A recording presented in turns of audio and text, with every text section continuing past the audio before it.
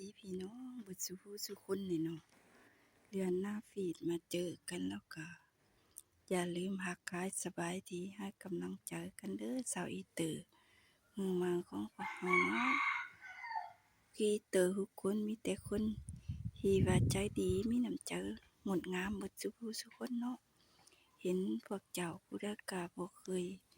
เดือนผ่านให้กำลังใจกันสนุกสนานกันเนาะก็มีความสุขไปอีกอย่างเนาะ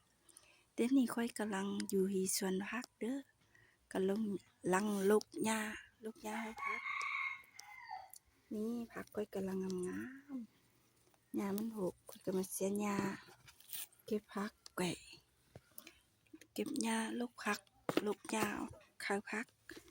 จะได้เก็บผักไว้ไปสุปกินแลแต่หลายอย่างเนาะเฮ็ดคลิปไปนำลูกหญ้าไปน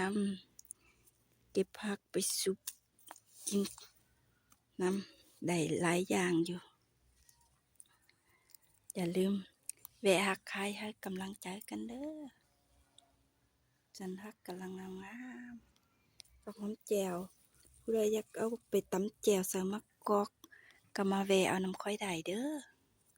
แซ่บๆตำแจ่วมะเผ็ดแห้งแล้วก็ใส่ผักหอมหอม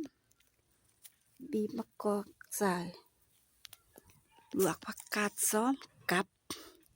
จังแม่นแซ่บเนาะความสุขของบ้านนอกบ้านนาเฮาจะบ่ได้เบิดเงินไปซื้อผักซื้อเหยื่ออาหารการกินอยู่เรียบหัวเฮามีเต็มไปเบิดอยากออกบอนก็มีอยู่นี่เด้อผู้ใดอยากกินออกบอนก็มาเก็บอยู่น้ำหัวน้ำสวนนี่มีอยู่บอนหวานอ้อกินมื้อนั้นค่อยอ้อแซ่บๆเดี๋ยวหั้นนี่เด้อบ๊ายบายให้กำลังใจกันเด้อทุกคนขอบใจหลายๆที่แวะมาทักทายแล้วก็ให้กำลังใจข้อยเด้อดีใจหลายที่หมู่เพื่อนมาทักทายสบายดีกันบ๊ายบาย